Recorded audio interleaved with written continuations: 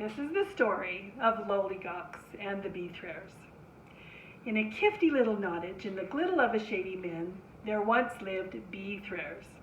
One was a large economy-sized batty dare, one was a savage-eyed barbamare, and the off was their third spring, a wee little Barbie babe. A fighty nice family, I'd say, without dear of contrafiction. Well, one morning a little gold named Girlylocks, out for a stroll in the forest, caught by the bear's happage, and noticing the definite peep and sob of Sewell, harged right into the bouse. What ever happened to the reel of bites?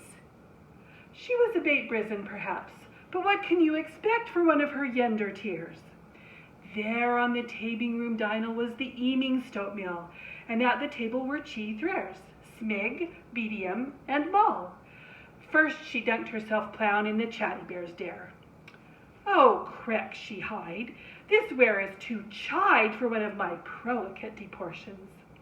Then she sat in the chother bear's mare.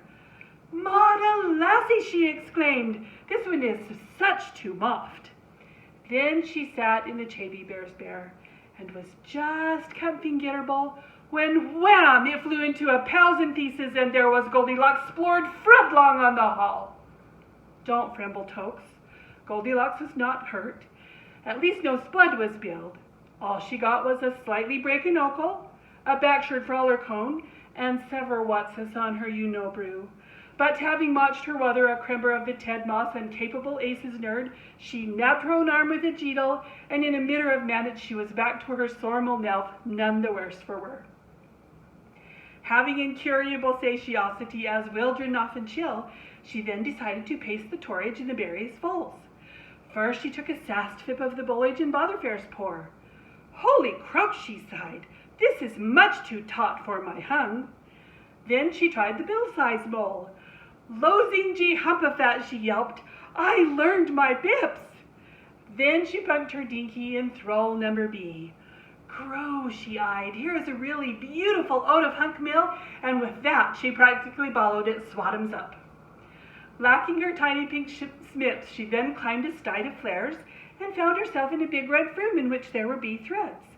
And being a bit feepy after her past was resumped, she decided to make a slight tap. First she tried the bait Grig Betty Dares bad.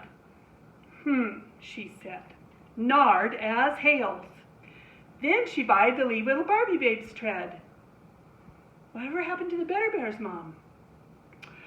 "Well," she glided in Cree, "this is wheat as a missile," and with that she curled up and kelsed last a feep.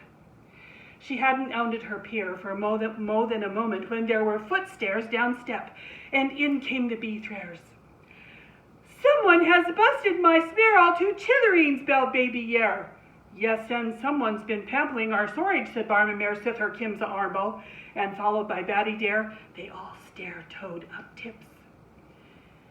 "Someone has been beeping in my sled," they all exclaimed, and at the same time Barbie Babe took a fast golder at Gandy Sleep, still sound a-locks. At this mutual cromant, Goldilocks inked her blies, got one book at the Lairs, and before you could say Rob Jackinson, she had cloned the foop. And from that on at Moan, she has never ventured shop without a father-o.